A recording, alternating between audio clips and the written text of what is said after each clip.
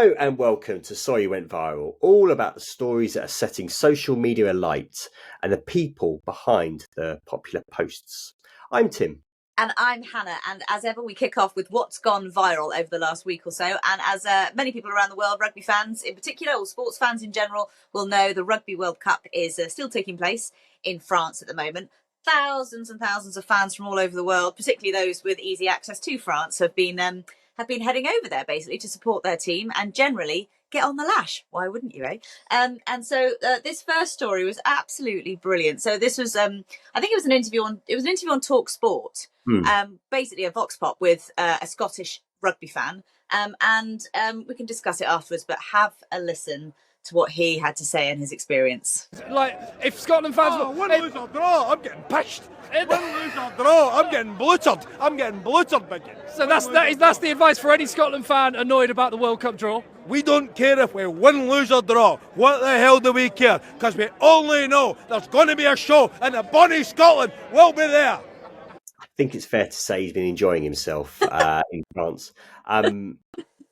Now, as you say, you said it was on TalkSport, and then a guy called Greg Anderson posted it on his Twitter. It's been seen over 6 million times, which is crazy. What makes the story? That's all right. What makes the story even better is that despite everyone looking for this guy, he's still not been found. Which makes it better because it's kind of like funny, and he's obviously said, himself, he's been on the lash for 5 weeks. He's been getting bluted. Never even heard of that word before. It's amazing what you can learn. But it makes it better in that, like, this guy is just still this elusive kind of like Scott running around France. But what makes it slightly nerve-wracking is that he's still missing, as in you think that someone would have like tapped him on the shoulder by now in a wine cellar in like Chablis or wherever he is and just gone, do you want to kind of like emerge and reveal yourself to everyone? Not literally, but you know what I mean. And I don't know, I'm just worried that he's a bit lost in France because Scotland are out of the Rugby World Cup. We're just down to the final now, aren't we? So yeah, it's going to be, I think the final is at the weekend. It's New Zealand, South Africa, All Black South Africa. I don't know. Maybe he'll show up there. Maybe he'll manage to get a ticket. Who knows? But I do fear a bit for random guys' safety. I think, you know what? He doesn't care. He's just on the back, going from, as he says there, from wine cellar to wine cellar, watching rugby with his mates, and he doesn't want the attention. And fair play to him. Maybe he's got a family as well, and they've told him to bloody well get home. So 5 weeks. But anyway. On to another sport then. Yeah, so from rugby to football, and it was your area, mine. A bit more my area. Not my area of what happened to poor Matthew Stadlen though. He's a radio and podcast presenter. Yeah, he was going to Wembley to watch the game, and he had a little accident. He somehow, I don't know how, walked into a canal. Well, he says, didn't he say he thought it was grass? He thought it was a patch of grass or something. That's pretty gross. But what was the game? He was going to an England game, right? England, Australia. I didn't even know it was happening, to be honest. Maybe that's just because I live in Twickenham, so more rugby in my neck of the woods. But yeah, he did post about it, didn't he? Which we don't really get so much these days. No, I love this. It's old school Twitter. I mean, tweeting about a really embarrassing incident and looking at the picture. If you can see on the video feed, if you're watching us, you can see it's disgusting algae.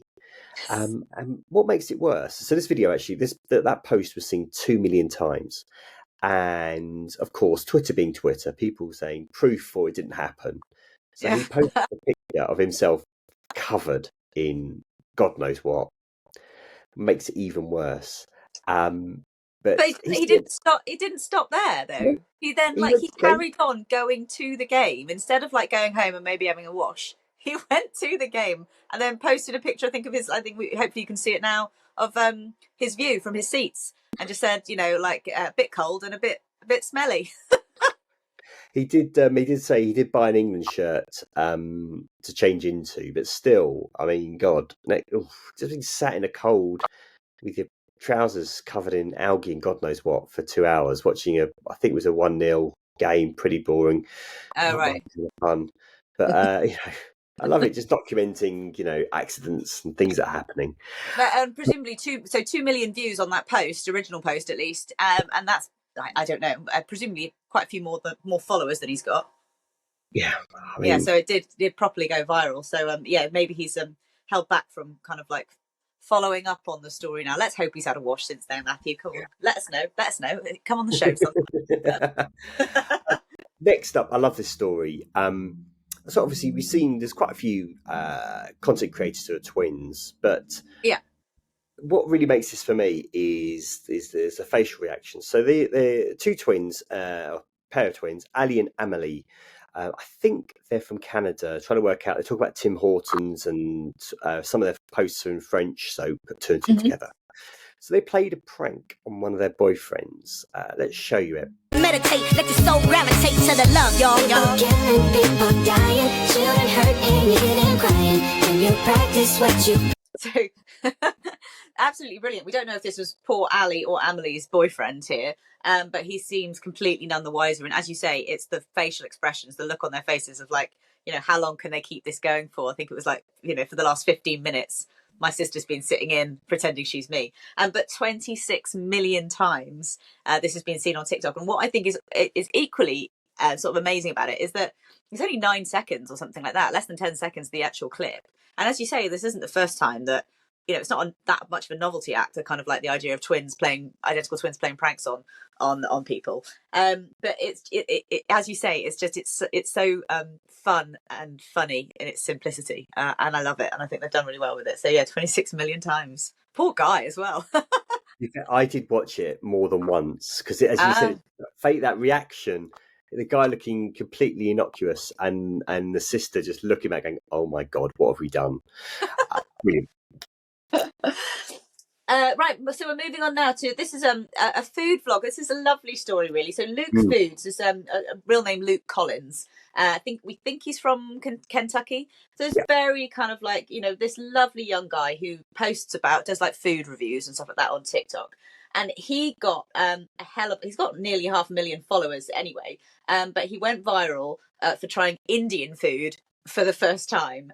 So take a look at this. Now let's try this buttered chicken for the very first time. Now they didn't give me a fork or nothing, so thankfully I had a fork in my car, but yeah.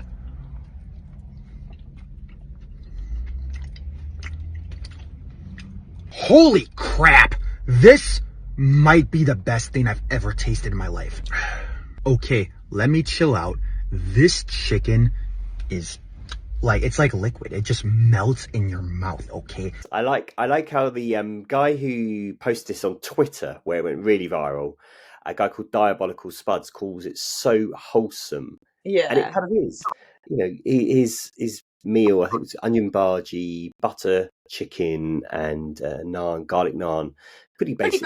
Pretty bland for a first timer. To be honest. But I love how he just sounds so enthusiastic about it. Yeah, imagine if he'd had a Vindaloo, my goodness. Would have blown his head off. Indeed. So this video, as I said, it was seen on Twitter 37 million times, believe it or not, 11 million times on TikTok. But it's just something about it's just so kind of natural. It's not kind of like some TikTokers who are putting on an act. He just seems genuinely just moved by how amazing Indian food is. Yeah, and you said as well that it went more viral when it was posted by someone else as well, which is a kind of a trend with that happens quite a lot, doesn't it? Like it wouldn't necessarily be the original content creator who goes viral. I think it's still everyone's a winner from it. It's just a lovely piece. So do follow him on TikTok, Luke's Foods.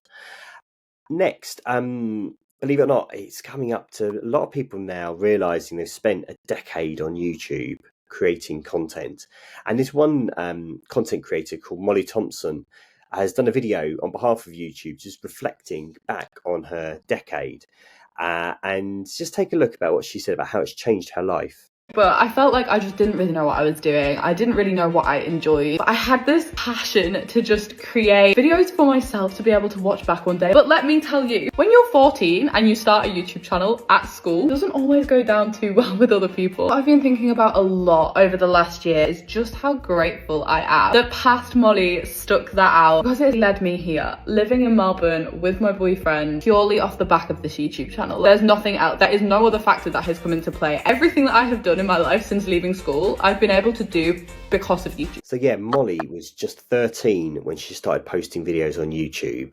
But it's just, as she said, changed her life. She's now living in Melbourne, changed from doing unboxing videos of iPhone 7s to now, travel vlogs.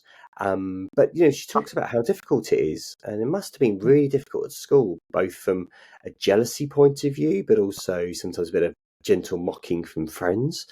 And that's kind of, this era now of people being brought up, and I used to write comics and things like that as a kid, or do fancy football, and now people recording themselves, but then having this kind of all being captured permanently, I suppose, until you delete it, and it's difficult for some children or some young adults now on reflecting back on what they said and done at that time.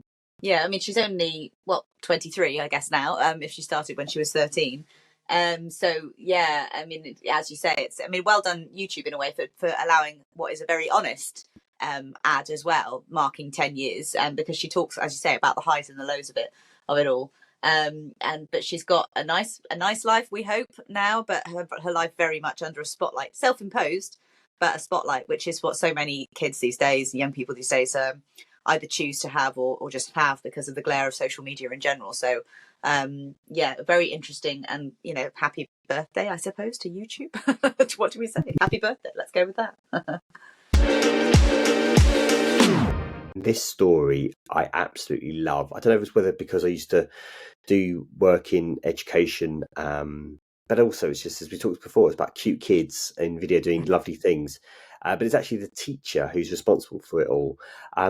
This is a woman called Sonia White, and she's a teacher in Dallas, Texas. And what she's done is documented taking her first grade students, who are basically 6 to 7 year olds, on a journey to Mexico, all from the safety and security of their classroom. Let's take a look. Where are we going today? Mexico. Did you bring some stuff? With that bag? To Mexico. Oh, you're going to Mexico? Good morning. Good morning. Where are you going? Mexico. To Mexico. And now I turn into Superwoman. I'm going to change my classroom into an airplane.